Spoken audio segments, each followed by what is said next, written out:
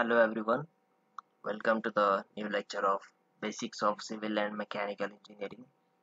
As you all know that we are dealing with the part Basics of Civil Engineering, and in previous lecture we have covered topics such as role of civil engineering in infrastructure development, then broad disciplines in civil engineering, importance of civil engineering, okay, and today we will try to cover some new topics or those topics which we haven't covered in previous lecture, such as current budgets for infrastructure works, okay, possible scope for career study, career in civil engineering, and then a work of eminent civil engineering. Apart from this, we will try to cover one more important topic, that is interdisciplinary approach. Okay, so today we will try to cover these topics. Okay, these are also very simple. So let's get started.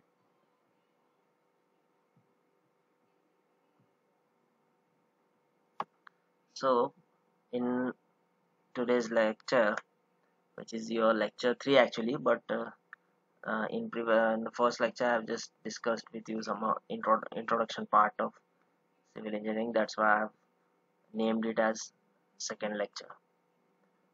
So in lecture 2 we will try to cover the topics such as importance of interdisciplinary approach, current budget for infrastructure, possible scope for career, and work of eminent civil engineer.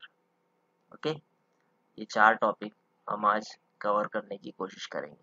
ठीक है, सबसे पहला है importance of interdisciplinary approach. अब देख लेते हैं कि ये इंटरडिसिप्लिनरी का मतलब क्या होता है, ये क्या अप्रोच है.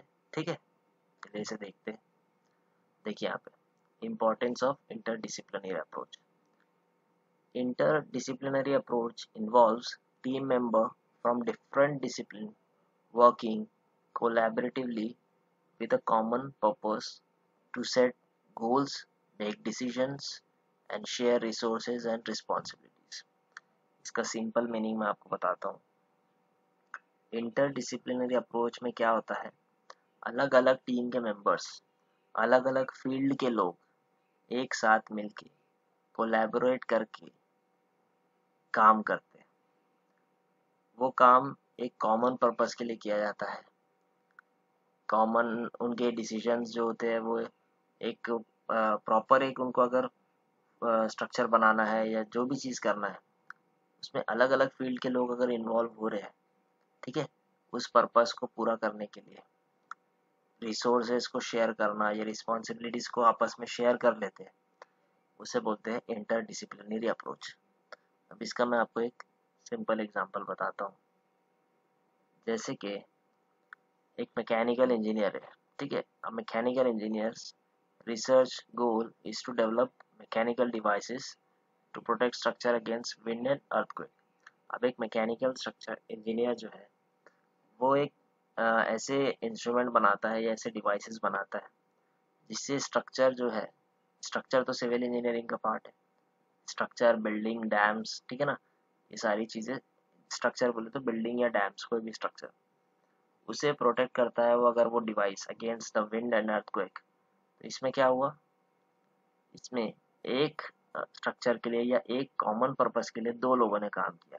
दो लोग कौन से थे, स्ट्रक्चर बनाया सिविल इंजीनियर ने और डिवाइस बनाने वाला मैकेनिकल इंजीनियर.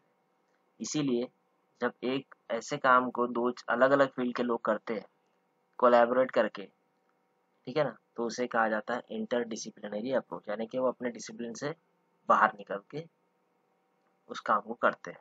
ठीक है, अब इसमें ये देखिए, because of this devices or device which he wants to make or against the wind or earthquake, he needed to grow his knowledge of both civil and mechanical engineering and become more fluent in the concepts. अब अगर वो ऐसा device बना रहा है, एक mechanical engineer है, अगर उसको ऐसा डिवाइस बनाना है जिससे स्ट्रक्चर अर्थक्वेक या विंड के अगेंस्ट में सेफ हो, तो उसके लिए उसको स्ट्रक्चर की भी स्टडी करनी पड़ेगी. उस मैकेनिकल इंजीनियर को स्ट्रक्चर की भी स्टडी करनी पड़ेगी. वो डायरेक्टली वो डिवाइस नहीं बना सकता. अगर वो डिवाइस बनाएगा तो उसे कहाँ फिट करेगा, कौन से लोकेशन में रहेगी, स्ट्रक्चर का लोड कितना रहेगा, ये सारी चीज़ें उसको स्टडी करना पड़ेगा। इसलिए एक मैकेनिकल इंजीनियर अपने डिसिप्लिन से बाहर निकल के सिविल के बारे में पढ़ेगा, इसलिए इसे बोला जाता है इंटर डिसिप्लिनरी अप्रोच। इसीलिए आप चाहे कोई भी इंजीनियर हो, आपको एक बेसिक नॉलेज हर सब्जेक्ट का होना चाहिए। Similarly, as you are in the first year, you have subjects such as civil mechanical. You may be the student of CS, electrical, electronics, okay, but you have the subject such as civil and mechanical. So you are studying the subjects which is not related to your branch, but still you are studying because of the interdisciplinary approach. ठीक है, अगर आप for example, इसका मैं एक और बहुत अच्छा एग्जाम्पल आपको देता हूँ। जैसे कि आप CS ब्रांच के हो, कंप्यूटर साइंस। अब सिविल इंजीनियरिंग में क्या हो रहा है, आजकल बहुत सारे सॉफ्टवेयर्स आ रहे हैं। जैसे कि पहले जो ड्राइंग्स बनाई जाती थी घर की, जो प्लान्स बनाए जाते थे हाउसेस के, वो बनाए जाते थे एक शीट पे, जिसे हाथ से हम बनाते थे। But in today's time there are lot of softwares which makes the work of civil engineer very easy.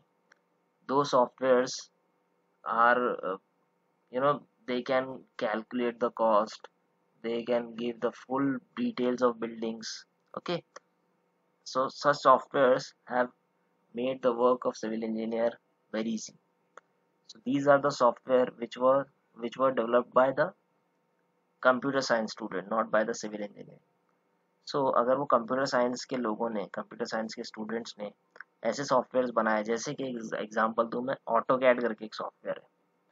अब इस ऑटोकैड सॉफ्टवेयर में बिल्डिंग के मैप्स बनाए जाते हैं, ठीक है, प्लान्स बनाए जाते हैं। इसी तरह से इतने सारे सॉफ्टवेयर है, रेविट आर्किटेक्चर, उसके अलावा बहुत सारे अलग अलग सॉफ्टवेयर्स हैं। अब ये जो सारे सॉफ्टवेयर्स बनाए गए हैं, किसने बनाए? CS वालों ने या IT वालों ने, सॉफ्टवेयर इंजीनियर ने बनाए। अब जब सॉफ्टवेयर इंजीनियर ये जो सॉफ्टवेयर्स बना रहा है, जो कि सिविल का काम, सिविल वालों का काम, इवन मैकेनिकल में भी, ठीक है, मैकेनिकल में भी आप देखोगे कि पाइथन करके सॉफ्टवेयर है, ऑटोकैड भी यूज़ होता है मैकेनिकल में। सिविल और मैकेनिकल के सॉफ्टवेयर जो CS वाला बना रहा है, उसे इन फील्ड का भी नॉलेज होना चाहिए। He should have knowledge about the fields such as civil and mechanical if he wants to make the softwares related to civil and mechanical. So he should have the knowledge about these subjects or about these fields. इसी तरीके से interdisciplinary approach काम करती है। अगर आप CS वाले हो तो आपको सॉफ्टवेयर बनाना है किसी फील्ड का सिविल वालों के लिए, तो आपको सिविल के बारे में थोड़ा सा स्टडी करना पड़ेगा। इसीलिए इंटरडिसिप्लिनरी अप्रोच इम्पॉर्टेंट है, इसीलिए आप लोग सिविल के बारे में भी अभी पढ़ रहे हो, ठीक है। इसे बुलाया था interdisciplinary approach. Now after that एक छोटा सा ये पॉइंट ऐसे हम कवर कर लेते हैं, why infrastructure development is necessary. मैं कल ही लास्ट लेक्चर में ही देखे थे कि इंफ्रास्ट्रक्चर क्या होता है, ठीक है ना। इंफ्रास्ट्रक्चर बेसिक फैसिलिटीज़ है जो कि पब्लिक को प्रोवाइड की जाती है, जो कि रोड, डैम, जो कि बहुत सारे लोग यूज़ करते हैं, मॉल्स है, ठीक है। If a city or town has a good infrastructure, it satisfies the citizen and he contributes to the development activity of the nation well, okay। अगर देखिए आपके सिटी या टाउन में अच्छा इंफ्रास्ट्रक्चर है, जो सिटीजन्स है वो अपना टैक्स प्रॉपरली देंगे क्योंकि वो फैसिलिटीज़ वहाँ से ले रहे हैं, ठीक है। इसलिए इंफ्रास्ट्रक्चर डेवलपमेंट ज़रूरी है। उसके बाद many private entrepreneurs start industries and other economical activities. आजकल हर कोई इंटरप्रेन्योर बनना चाह रहा है, छोटे छोटे फर्म स्टार्ट कर रहे हैं, ठीक है ना। इससे भी इंफ्रास्ट्रक्चर में काफ़ी डेवलपमेंट होता है। Employment opportunities increases and there is all around development. अगर इंफ्रास्ट्रक्चर इंक्रीज होगा तो एम्प्लॉयमेंट अपॉर्चुनिटीज बढ़ेगी। फॉर एग्जांपल जैसे कि नागपुर मेट्रो एक इंफ्रास्ट्रक्चर का पार्ट है, ठीक है। नागपुर मेट्रो बनने की वजह से वहाँ पे बहुत सारे लोगों को जॉब्स मिलेगी, स्टेशन पे जॉब रहेगी, स्टेशन पे, ठीक है ना। इलेक्ट्रिकल इंजीनियर्स के लिए जॉब रहेगी, मेंटेनेंस का काम रहेगा, सिविल वालों के लिए जॉब रहेगी। इस तरीके से एम्प्लॉयमेंट अपॉर्चुनिटीज़ बढ़ती है और इससे डेवलपमेंट बढ़ता है। इसलिए इंफ्रास्ट्रक्चर डेवलपमेंट भी बहुत ही ज़्यादा ज़रूरी है। So let's move to the next thing, that is again importance of interdisciplinary approach. अभी हमने जैसे इंटरडिसिप्लिनरी अप्रोच के बारे में मैंने आपको बताया, सिमिलरली एक एग्जांपल और देता हूँ। ये एक टावर है, हो सकता है इलेक्ट्रिक सप्लाई टावर हो, मोबाइल टावर हो, ठीक है।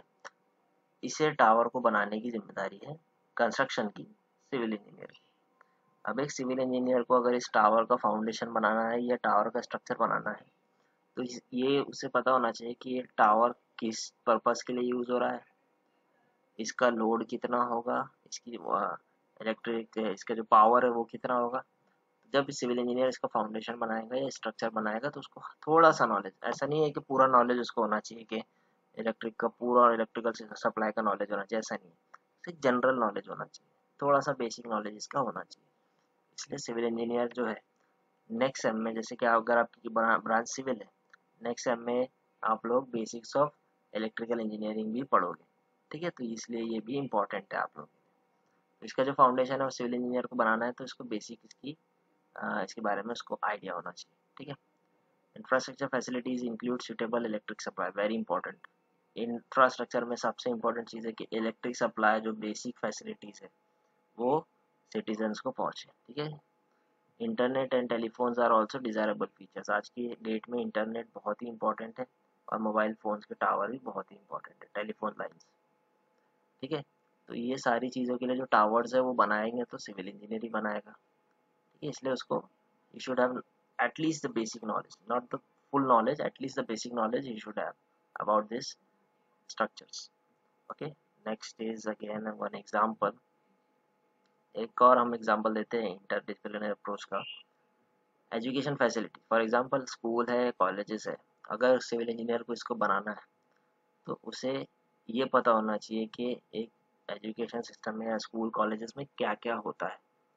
उसका नॉलेज उसको बेसिक होना चाहिए, क्लासरूम्स होते हैं, लाइब्रेरी होती है, लेबोरेटरीज होती है, तो उसको इस फील्ड के बारे में भी थोड़ा सा नॉलेज होना चाहिए, ठीक है।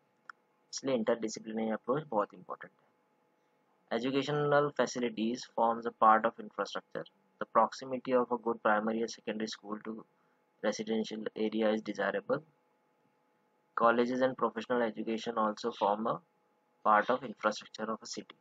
देखिए इंफ्रास्ट्रक्चर डेवलपमेंट भी हम साथ साथ में देख रहे हैं कि कौन कौन से पॉइंट इंपॉर्टेंट है, ठीक है ना। इसी तरीके से इंस्टीट्यूट, कॉलेजेस, स्कूल, ये तो बेसिक फैसिलिटी है, गवर्नमेंट को इसे बहुत अच्छे कंडीशन में रखना चाहिए और इनका डेवलपमेंट बहुत ज़रूरी है, ठीक है। जैसे मैंने आपको बताया कि एक सिविल इंजीनियर को अगर ये बनाना है तो उसे इन चीज़ों का भी नॉलेज होना चाहिए कि क्या क्या फैसिलिटीज़ एक एजुकेशनल इंस्टीट्यूट में होती है। उसके बाद देखिए for example health care system infrastructure का बहुत ही बेसिक पार्ट है। अच्छे हॉस्पिटल्स सिटी में होना ज़रूरी है, स्पेशली गवर्नमेंट हॉस्पिटल्स की कंडीशन अच्छी होना बहुत ज़रूरी है, क्योंकि जो पुअर लोग हैं जो कि ज़्यादा पैसे खर्च नहीं कर सकते वो गवर्नमेंट हॉस्पिटल्स में जाते हैं। और आप लोगों को पता ही है कि हमारे देश में गवर्नमेंट हॉस्पिटल्स का बहुत बुरा हाल है। तो इसका डेवलपमेंट बहुत ज़रूरी है, अच्छी कंडीशंस में ये हेल्थ केयर सिस्टम्स होना चाहिए, ठीक है। उसके बाद अगर सिविल इंजीनियर को इसका डेवलपमेंट करना है या हॉस्पिटल्स को फॉर्म करना है तो उन्हें इसका भी नॉलेज ज़रूरी है, हेल्थ केयर सिस्टम का, कि हॉस्पिटल्स में क्या क्या फैसिलिटीज़ होती है, मशीन्स कौन कौन सी यूज़ होने वाली है, ठीक है ना। ऑपरेशन थिएटर का साइज़ क्या होगा या कितने वार्ड्स होंगे, ये सारी नॉलेज उसको हॉस्पिटल के बारे में भी होना चाहिए, बेसिक नॉलेज होना चाहिए, ठीक है। Good health care is a necessity. Good primary health centers, specialized hospitals, clinical facilities add to the infrastructure facilities. जैसे मैंने बोला हॉस्पिटल और हेल्थ केयर सिस्टम अगर अच्छा होगा तो इंफ्रास्ट्रक्चर ऑटोमेटिक इम्प्रूव होगा। कई सारी कंट्रीज में for example if you consider United states, US को अगर आप कंसिडर करो तो वहाँ पे जो हेल्थ केयर सिस्टम है या हेल्थ के ऊपर जो सिटीजन्स को ज़्यादा पैसे नहीं लगते हैं हॉस्पिटल्स में, ठीक है ना, क्योंकि हेल्थ केयर सिस्टम वहाँ पे काफ़ी सस्ता रखा गया है, एक बेसिक फैसिलिटी है ये, ठीक है ना। जितना गवर्नमेंट को ये भी होना चाहिए कि ये चीज़ें वो कम से कम रखे ताकि आसानी से लोग इस पे जाए। हेल्थ कई लोग अपना इलाज नहीं करवा पाते क्योंकि बहुत महंगा होता है इलाज, इसलिए हेल्थ केयर सिस्टम को गवर्नमेंट ने इसका कॉस्ट कम करना चाहिए, ठीक है। ये बेसिक फैसिलिटी है, जनरल मैं आपको बता रहा हूँ। उसके बाद हम देख लेते हैं शॉर्ट में। Hence there is a need for civil engineers to interact with the following people and plan the civil engineering infrastructure facilities: architects and town planners। देखिए यहाँ पे सबसे पहला ये यहाँ पे ऊपर हो गया है थोड़ा सा। देखिए सबसे पहले there is a need for civil engineers to interact with the following people. Civil engineer को इन लोगों के साथ इंटरेक्ट करना पड़ेगा अगर उसे इंफ्रास्ट्रक्चर फैसिलिटीज को इम्प्रूव करना है या कुछ भी नई चीज़ें बनाना है जो कि इंफ्रास्ट्रक्चर में हेल्प करेगी। वो कौन से लोग हैं? सबसे पहले आर्किटेक्ट्स एंड टाउन प्लानर्स। सबसे पहले अगर आपको एक टाउन प्लानर के साथ आपको क्यों इंटरेक्ट करना पड़ेगा या आर्किटेक्ट के साथ? अगर आप सिविल इंजीनियर हो, आपको कुछ नई चीज़ बनाना है, आर्किटेक्ट आपको इसलिए हेल्प करेंगे कि उसका व्यू कैसा होगा, तो आर्किटेक्ट आपको ये बताएंगे। टाउन प्लानर्स आपको ये बताएंगे कि एरिया कितना एक्सपांड कर सकते हैं, क्या क्या फैसिलिटीज़ होना चाहिए उस पर्टिकुलर चीज़ को फॉर्म करने के लिए, इसलिए आपको इनके साथ इंटरेक्ट करना पड़ेगा। सिमिलरली अगर वहाँ पे इलेक्ट्रिकल सिस्टम कुछ बनवाना है तो आपको इलेक्ट्रिकल इंजीनियर से बात करना पड़ेगा, इलेक्ट्रॉनिक्स इंजीनियर से भी बात करना पड़ेगा, आपको मैकेनिकल एंड ऑटोमोबाइल इंजीनियर से भी बात करना पड़ेगा अगर आपको कुछ ऐसी फैसिलिटीज़ प्रोवाइड करना है जो कि मैकेनिकल से रिलेटेड है। आफ्टर दैट डॉक्टर्स और हेल्थ केयर ऑफिसर से कब बात करना पड़ेगा? जब हमें हॉस्पिटल्स बनाना है। एजुकेशनलिस्ट से कब बात करना पड़ेगा? जब आपको एजुकेशन सिस्टम या कॉलेजेस या स्कूल बनाने हैं। म्यूनसिपल ऑफिसर से आपको हमेशा बात करते रहना पड़ेगा क्योंकि अथॉरिटी जो होती है म्यूनसिपल ऑफिसर और तालुका एंड डिस्ट्रिक्ट एडमिनिस्ट्रेटर, ये दोनों को हम कंबाइन कर सकते हैं। अगर आपको नए टाउन या नई बिल्डिंग्स बनाना है तो आपको एनएमसी म्यूनसिपल जैसे कि एनएमसी नागपुर म्यूनसिपल कॉर्पोरेशन है, उनकी परमिशन लगती है, नक्शे सैंक्शन करवाने पड़ते हैं, तो इसलिए आपको इनके साथ भी डील करना पड़ेगा। तो इसे बोला जाता है इंटर डिसिप्लिनरी अप्रोच। जब हम अपने डिसिप्लिन से थोड़ा सा बाहर निकल के दूसरे लोगों से इंटरेक्ट करके उनका नॉलेज गेन करते हैं। ठीक है। Thus, civil engineers should understand importance of interdisciplinary approach in their planning construction activities so that there is no complaints from any corner of the society। अगर वो इन लोगों के साथ प्रॉपरली अगर खुद ही सपोज आप इमेजिन कीजिए सिविल इंजीनियर खुद ही उठकर अगर कोई हॉस्पिटल बना ले बिना डॉक्टर की सलाह लिए, अपने हिसाब से क्या वो रूम डाल सकता है? अपने हिसाब से वार्ड, अपने हिसाब से ऑपरेशन थिएटर्स वगैरह तो नहीं बना सकता, गड़बड़ हो जाएगी। सिमिलरली अगर वो म्यूनसिपल ऑफिसर्स की परमिशन ना ले तो उसे तोड़ना पड़ेगा। सिमिलरली अगर वो कोई इलेक्ट्रिक सप्लाई में कुछ गड़बड़ करते, ठीक है ना, तो इसलिए उसे civil engineer should interact with this people so that there is no complaint from any corner of the society. ये इसका मीनिंग है। आई होप आपको ये समझा है इस इंटरडिसिप्लिनरी अप्रोच के बारे में। अब इसके बाद हम देखते हैं जो कि नई चीज़ आपके सिलेबस में ऐड हुई है, that is the budget infrastructure. ठीक है, इसके फिर से मैं आपको ये दिखाऊँ। देखिए ये जो चीज़ नई ऐड हुई है, current budgets for infrastructure work. जो नया बजट आया है हम उसको भी डिस्कस कर लेते हैं, जो इंफ्रास्ट्रक्चर में नई नई चीज़ें ऐड हुई है। ठीक है, तो बजट के बारे में हम देखेंगे। इसमें इंफ्रास्ट्रक्चर के लिए जो बजट 2021 में फाइनेंस मिनिस्टर ने जो नया बजट जो इशू किया है, इसमें क्या क्या इंपॉर्टेंट पॉइंट्स है जो कि इंफ्रास्ट्रक्चर को हेल्प करेंगे। काफ़ी बजट में काफ़ी चीज़ें होती है, लेकिन हम जो अभी पढ़ेंगे we will discuss only about the things related to infrastructure development, such as the first one, that is vehicle scrapping policy। ठीक है, जैसे कि आप लोग सुन रहे होंगे कि जो पुराने व्हीकल है, द ओल्ड व्हीकल्स, उन्हें अभी स्क्रैपेज में डालने वाले हैं। ठीक है ना, वो जो ओल्ड व्हीकल है, जैसे कि जो कि 20 ईयर्स पुराने हैं, पर्सनल व्हीकल, जैसे कि आपकी कार अगर कोई 20 साल पुरानी है, उसे आप उसे अब नहीं चला पाएंगे। या फिर 15 साल पुराने जो कि कमर्शियल व्हीकल है, जो कि बसेज है गवर्नमेंट की। ठीक है ना, इस तरीके की जो चीज़ें कमर्शियल व्हीकल, ठीक है, ट्रक्स हो गए या बड़े बड़े जो व्हीकल्स है जो कमर्शियली यूज होते हैं, उनके लिए 15 साल की लिमिट है। ठीक है, so vehicle scrapping policy to phase out old and unfit vehicle. All the vehicles will undergo fitness test in automated fitness centre every 20 years and every 15 years. अब हर बार ये होता रहेगा। ठीक है, इसमें आप देख रहे होंगे कि इसमें क्या होता है, ओल्ड और अनफिट व्हीकल को आपको हटाना है। ऑफ कोर्स जो गाड़ी 20 साल पुरानी है वो तो अनफिट होगी ही, बहुत कम ऐसी गाड़ी होगी जिनकी कंडीशन अच्छी होगी।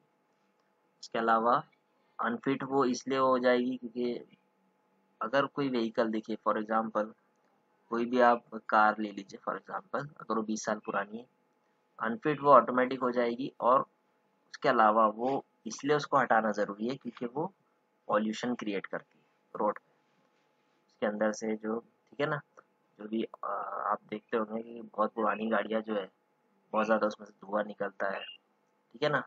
इस तरीके से वजह से क्या होता है, वो एनवायरनमेंट को हार्म करती है। इसलिए ये डिसीजन लिया गया है कि पुरानी खराब गाड़ियों को हम अलग किया जाए, ठीक है। What is vehicle scrapping policy? After numerous delays, India may soon implement the policy for old vehicle. अब ये क्या पॉलिसी है ज़रा देखते हैं इसके बारे में। Old and polluting cars to be sent to scrap yard, जो कि पॉल्यूट कर रही है एनवायरनमेंट को, पुरानी गाड़ियाँ उन्हें स्क्रैप यार्ड में भेज दिया जाएगा, ठीक है। अगर हम ऐसा करते हैं तो क्या होगा, taking old and polluting vehicles of the road can help the environment. Automatic जो नई गाड़ी आएगी वो एनवायरनमेंट को उतना हार्म नहीं करेगी।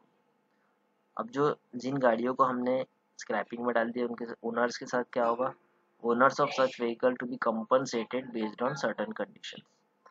अब देखिए उनकी जो गाड़ी की जो वैल्यू रहेगी, ठीक है ना, जो मार्केट रेट जो सेकेंड हैंड व्हीकल होता है, थर्ड हैंड जो भी होगा, गवर्नमेंट उसे कंपनसेट करेंगे। ऐसा नहीं है कि आपकी गाड़ी को उठा के सीधा स्क्रैपेज में डाल दिया जाएगा, ठीक है ना, ऐसा नहीं है। आपको उसका कंपनसेशन गवर्नमेंट देगी, ठीक है।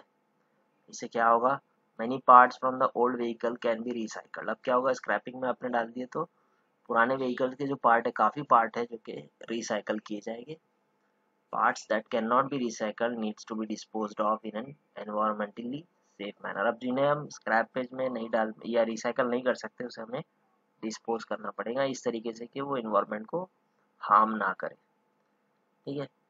द कंपनसेशन अमाउंट में बी इक्वल और more to resale value of such vehicle. जो कंपनसेटरी जो अमाउंट रहेगा वो रीसेल वैल्यू से के बराबर ही रहेगा।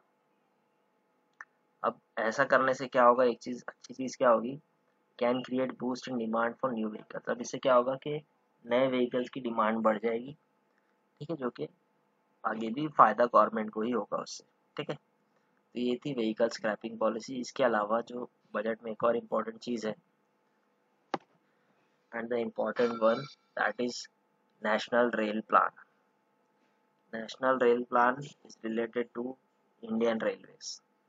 इसमें एक फ्यूचर प्लान बनाया गया है जो कि 2030 तक अचीव करने के लिए करने की कोशिश की जाएगी, okay. National rail plan created to bring the future ready railway system by 2030। इसमें गवर्नमेंट ने कुछ इम्पोर्टेंट पॉइंट्स इशू किए कि 2030 तक के गवर्नमेंट के क्या प्लान है रेलवेज को लेकर, जिसको नाम दिया गया है नेशनल रेल प्लान। देखिए एक चीज़ मैं बता दूँ आपको, आपको ये सब याद करने की ज़रूरत नहीं है। जो पॉइंट्स है इसमें डिस्कस हुए, आपको ऊपर ऊपर से याद रखना है, सब आपको पॉइंट्स याद करने की ज़रूरत नहीं है। बस इंपॉर्टेंट इंफ्रास्ट्रक्चर में क्या क्या चेंजेस आए, जैसे कि प्रीवियस आपने देखे व्हीकल स्क्रैपिंग पॉलिसी जो कि इंफ्रास्ट्रक्चर से रिलेटेड है, after that national rail plan, ठीक है ना। ये सारी जो चीज़ें हैं आपको बस ऊपर ऊपर से याद रखना है। इसमें कुछ इंपॉर्टेंट पॉइंट्स हम देख लेते हैं। इंडियन रेलवे 2030 तक के फ्यूचर पर्सपेक्टिव में क्या क्या चेंजेस करना चाह रहा है वो हम देख लेते हैं। Promotion of digital system and smart technologies for Indian railway. Digital systems या स्मार्ट टेक्नोलॉजीज, नई नई जो टेक्नोलॉजीज दूसरे देशों ने इन्वेंट की है, उसे इम्प्लीमेंट की है, हम उसे इम्प्लीमेंट करने की कोशिश करेंगे। नई टेक्नोलॉजीज भी हम निकालने की कोशिश करेंगे, ठीक है। डिजिटलाइज करने की कोशिश करा जाएगी। मेक इन इंडिया के इसमें मैन्युफैक्चरिंग फॉर इंडियन रेलवेज। अभी देखिए क्या होता है, इंडियन रेलवेज में जो ट्रैक्स है, जो रेलवे के बोगीज है, ठीक है ना, इंजन है, इनका पूरा मैन्युफैक्चरिंग इंडिया में ही किया जाएगा। वैसे भी इंडिया में 80% मैन्युफैक्चरिंग होता है, इसके अलावा भी 100% उसे करने की कोशिश की जाएगी ताकि उससे डेवलपमेंट हमारे नेशन का हो, ठीक है। Capacity enhancement and conjunction reduction. इसमें कैपेसिटी बढ़ाने की कोशिश की जाएगी ट्रेन की, और कंजेशन कम करने की कोशिश करें। कंजेशन कम का मतलब रेलवे का जो ट्रैफिक है उसे कम करने की कोशिश की जाएगी। उसका एक और जो उसमें एक कर सकते हैं कि ट्रैक्स को भी बढ़ा सकते हैं, ठीक है। कस्टमर सर्विस को एनहांस करेंगे, जैसे कि अभी आप IRCTC के तहत रेलवेज के बारे में इंफॉर्मेशन लेते हो, जो उसकी वेबसाइट है उसे इम्प्रूव किया जाएगा, टिकट बुकिंग को और इम्प्रूव किया जाएगा। Introducing new technologies in railway, land and railway infrastructure modernization, railway station है या जो भी रेलवे से रिलेटेड इंफ्रास्ट्रक्चर है उसे मॉडर्नाइज करने की कोशिश की जाएगी। फॉर एग्जांपल रेलवे स्टेशन में मॉल बनाना, रेलवे स्टेशन में ये सारे टेक्नोलॉजी इम्प्रूवमेंट है इसमें, ठीक है, मॉडर्नाइजेशन का एक तरीका है। Enabling ecosystem of material procurement, ठीक है। उसके अलावा track modernization and renewal of tracks को मॉडर्नाइज किया। देखिए ट्रेन की स्पीड सबसे ज़्यादा डिपेंड करती है ट्रैक के पावर के ऊपर, ट्रैक के होल्डिंग कैपेसिटी। ट्रैक अच्छा होगा, ट्रेनें फास्ट रन करेगी। ट्रेन के ऊपर डिपेंड नहीं करता, सारी चीज़ें डिपेंड करता है ट्रैक के ऊपर, ठीक है ना। जो ट्रैक का मॉडर्नाइजेशन ज़रूरी है और उसका रिन्यूअल भी ज़रूरी है। ख़राब जो कि स्ट्रॉन्ग ट्रैक बनाना, रिन्यू करना उन चीज़ों को बहुत ज़रूरी है। उसके अलावा innovative and advance energy technologies, पहले के ज़माने में आप देखते कोल से ट्रेन चलती थी, आज इलेक्ट्रिक सिस्टम पे चलती है। इसके अलावा मैग्नेट पे भी ट्रेन रन करती है, मैग्नेट टेक्नोलॉजी। तो ये नई नई टेक्नोलॉजीज और लाने की कोशिश की जाएगी।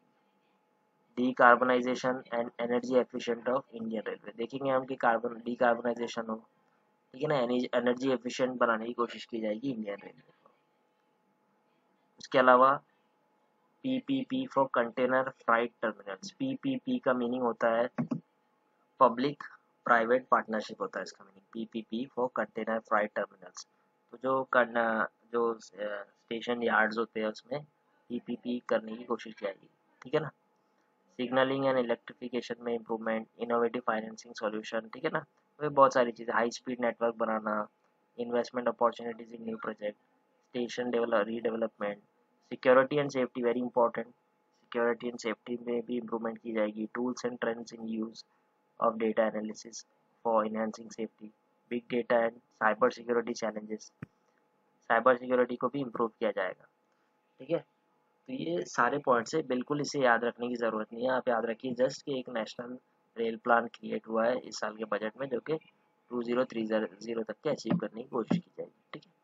इसको ज़्यादा डिटेल में पढ़ने की आपको ज़रूरत नहीं है, ठीक है। चलिए आगे बढ़ते। उसके अलावा देखिए highway and road works announce in Kerala, Tamil Nadu, west Bengal and Assam, ठीक है। इसमें क्या हुआ, 100% electrification of railway to be completed by 2030। ये नए नए इम्प्रूवमेंट जो कि गवर्नमेंट ने बनाई है अभी। Metro services announce in 27 cities में नए मेट्रो सर्विसेज अनाउंस किए गए, plus additional allocation of Kochi metro, Chennai metro phase 2, Bangalore metro phase 2A and B, Nashik and Nagpur metros का काम अभी भी चल रहा है। उसके अलावा national hydrogen mission to be launch to generate hydrogen from green power resources, is very innovative thing. Recycling capacity of port to be doubled by 20, ठीक है। उसके अलावा gas pipeline projects to be set up in Jammu and Kashmir. ये सारे की highlights है infrastructure development के लिए, ठीक है। उसके अलावा ये इंफ्रास्ट्रक्चर से बजट में जो भी चीज़ें नई नई ऐड हुई है वो हमने देखे अभी। अब उसके बाद हम देख लेते हैं कि एक सिविल इंजीनियर के लिए पॉसिबल स्कोप ऑफ करियर क्या होना चाहिए। हम इसके पहले भी डिस्कस कर चुके हैं, फिर से आपको मैं बता देता हूँ। जॉब अपॉर्चुनिटीज़ जो सिविल इंजीनियरिंग में है, स्टेट लेवल एग्ज़ाम्स होते हैं such as MPSC, Maharashtra public service commission, PWD public work department, irrigation, यहाँ पे आप अप्लाई कर सकते हो। इसके अलावा आप देख सकते हैं सेंट्रल लेवल के एग्ज़ाम्स जो है, आपने नाम सुने ही है, UPSC, railways, CPWD, SSC, IAS, ठीक है। UPSC में आपने सुने होंगे नाम, ठीक है ना, IAS, IPS, इसमें भी आप अप्लाई कर सकते हैं। रेलवेज में इंजीनियर्स की काफ़ी सारी जॉब्स होती है, आप उसमें अप्लाई कर सकते हो। सेंट्रल पब्लिक वर्क डिपार्टमेंट में आप अप्लाई कर सकते हो, CPWD, staff selection commission, SSC बोला जाता है, इसमें आप अप्लाई कर सकते हैं। IES, इंडियन इंजीनियरिंग सर्विसेज, इसमें भी आप अप्लाई कर सकते हो अगर आपका ग्रेजुएशन कंप्लीट है तो, ठीक है। इसके अलावा प्राइवेट जॉब्स भी होती है, जैसे कि एक एग्जांपल है कंपनीज का, अंबुजा सीमेंट, L&T, सिस्ट्रा, इसके अलावा हिंदुस्तान कंस्ट्रक्शन, बहुत सारी कंपनीज है, ठीक है। इसमें आप प्राइवेट जॉब्स कर सकते हो। आप एक एंटरप्रेन्योर भी बन सकते हो, आप अपनी खुद की कंसल्टेंसी चालू कर सकते हो, आप कॉन्ट्रैक्टर बन सकते हो, आप अपनी छोटी सी कंपनी बना सकते हो, फिर धीरे धीरे उसे एक्सपांड कर सकते हो। तो ये बहुत सारी जॉब अपॉर्चुनिटीज़ सिविल इंजीनियरिंग में है। तो ये पॉसिबल स्कोप करियर के बारे में हमने देखे इसमें। ठीक है, चलिए अब आगे देखते हैं। Work of eminent civil engineer. ठीक है, इसमें हम देखते हैं कि एक एमिनेंट सिविल इंजीनियर का काम क्या होता है। इसको हम एक एग्जांपल के साथ में देखेंगे। आपको जो ये इमेज दिख रही है, this person is known as the Metro Man of India. His name is Elattuvalappil Sreedharan. इन्हें ई श्रीधरन भी बोला जाता है।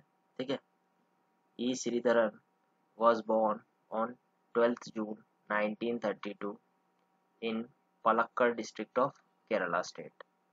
ठीक है, इनका जो जन्म है वो 1932 में केरला के एक पलक्कड़ डिस्ट्रिक्ट में हुआ है।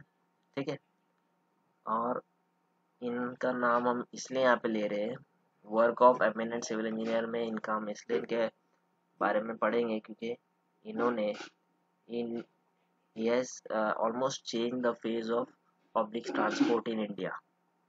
Okay, so E. Sridharan is an Indian engineer popularly known as the Metro Man, who credited with changing the face of public transport in India. He was also awarded with the Padma Shri in 2001.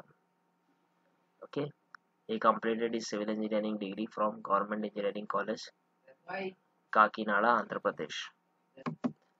Okay, now we will see his work कि इनका जो special जो work रहे वो क्या रहे। ठीक है, इनसे सबसे इम्पोर्टेंट काम था कोंकण रेलवे। ठीक है ना, कोंकण रेलवे जो कि 1319 मीटर का है, तकरीबन 4327 feets long Konkan railway bridge across the Zuari river Goa. इसके बारे में आपने सुने होंगे, कोंकण ब्रिज के बारे में। ठीक है, अब इन कोंकण ब्रिज में क्या हुआ देखिए यहाँ पे।